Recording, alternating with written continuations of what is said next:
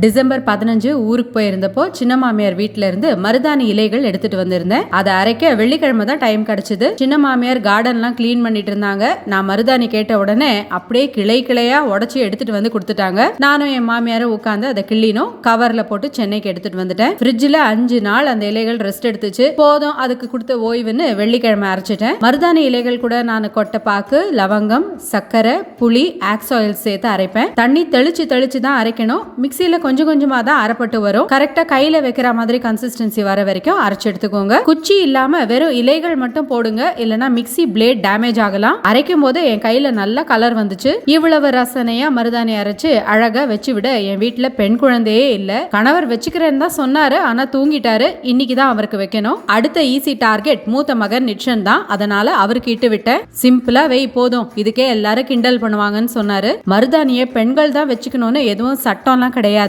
அதுல நிறைய மருத்துவ குணங்களும் தெய்வீக அம்சங்களும் நிறைந்திருக்கு. அதை யார் வேணும்னாலும் உபயோகப்படுத்தலாம்னு சொன்னேன். சரி சரி பேசாம வெயின்னு சொன்னாரு. சுவர்ல வரட்டி தட்டுற மாதிரி ரவுண்ட் ரவுண்டா என் கையிலேயே வச்சுக்கிட்டேன். மருதாணியை கழுவவே கூடாது. காய்ந்த அப்புறம் அப்படியே எடுத்து போட்டுட்டு தேங்காய் எண்ணெய் தடவணும். உங்ககிட்ட நிறைய டைம் இருந்தா மருதாணி கையில இருக்கும் போதே தோசை கல்லுல 4-5 லவங்கம் போட்டு அதுல இருந்து வர புகையில கைகளை காமிக்கலாம். கலர் இன்னும் நல்லா வரும். இன்னும் ஷார்ட்ஸ்ல சந்திக்கலாம். பாய்.